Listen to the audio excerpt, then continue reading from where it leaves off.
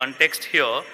In India, what we have witnessed in the last so many decades, so we witness a green revolution, we witness white revolution, we witness industrial revolution, we witness digital revolution, we are also getting into AI revolutions. We have gone through so many revolutions. Probably we are entering into sustainability revolutions. I think we have seen all those things. Why sustainability? What we do for the next 10 years will decide the future of the next generation. So, I mean, if I look at, why we should do it, why we should do sustainability.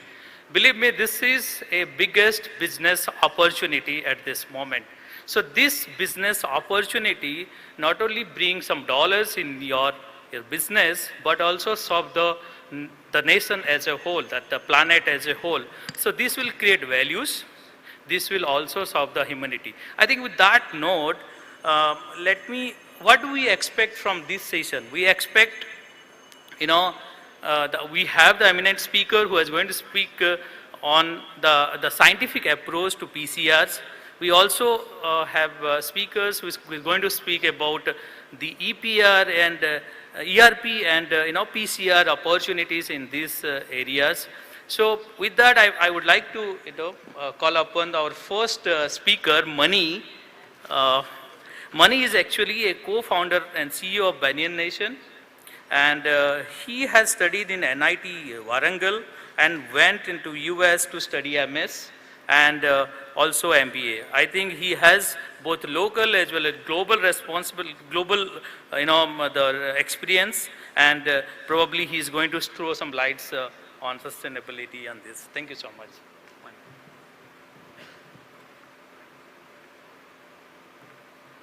Good morning, everybody. Thanks so much for the opportunity. I'm Mani Vajipey. I work at Banyan Nation. In spite of my repeated efforts to not be invited, somehow Elite Plus is kind enough and magnanimous enough to continue to invite us. Really humbled to share our work with you all. And this time around, what I plan to do is I'm going to make an assumption that you all have a certain sense of what Banyan Nation does. Banyan Nation is a vertically integrated plastics recycling company. And over the past 10 years, we've been working with some of the biggest brands in the country in replacing virgin polymer with recycled polymer. Our main area of expertise is polyolefins. So today I did not want this to be a session on what Banyan Nation has been doing over the past 10 years, but I wanted to focus on the challenges that we today face and the opportunities that we face as a nation collectively. I wanted to focus on the most important and a tipping point event that we are currently at the threshold of, which is the implementation and enforcement of EPR. I'd like to spend the next 15-20 minutes in walking you through what I see as probably the most important opportunity in the country today, both environmentally and economically. And also, I want to warn each of us of the dangers of not implementing EPR because of all the hard work we have done. So let me get right to this. As I mentioned, we are at a very critical juncture in our fight against plastic pollution. And today I want to discuss the urgent need for enforcing EPR to achieve economic and environmental benefits. We all know that India generates a substantial amount of plastic waste, anywhere from 8 to 10 million tons each year. Good afternoon, everyone, and namaste from Pankaj, Sinha of IVL Dhunseri. I represent a company called IVL Dhunseri, which is a part of IVL Indorama Venture Limited. Let's start. I have been given a topic of sustainability and circularity. I really don't understand if I really need to speak after having so much discussion on sustainability and circularity and everybody talking good about the best practices about the PET. Today morning also we have seen the session. Yesterday also, after Bagis Bhai has confirmed that that is the best.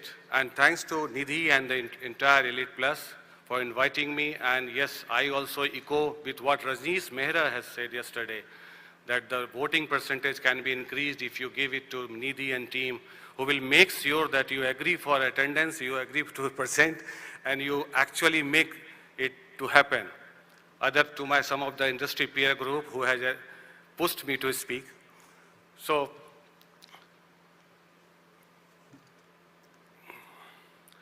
I'll just start with reimagining our purpose statement, reimagining chemistry together to create better world.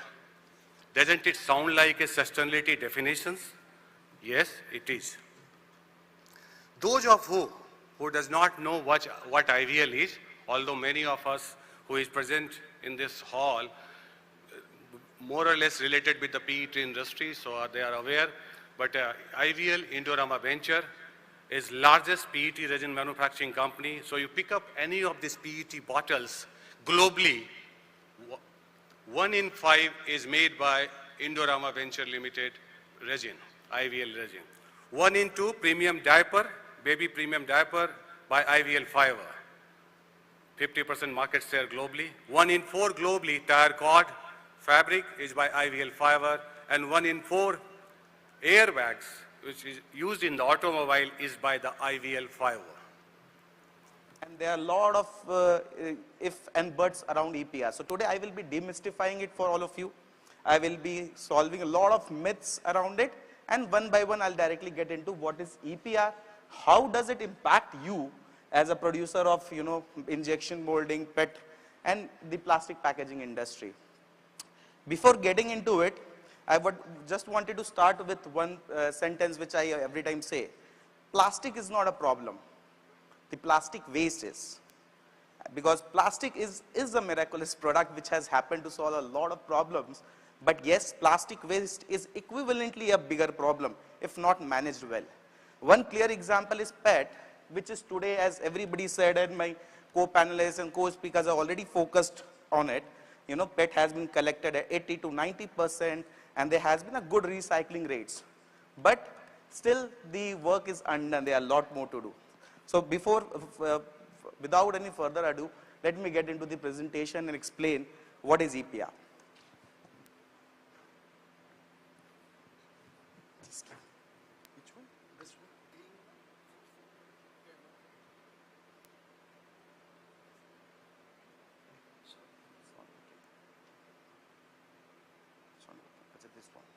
Yeah.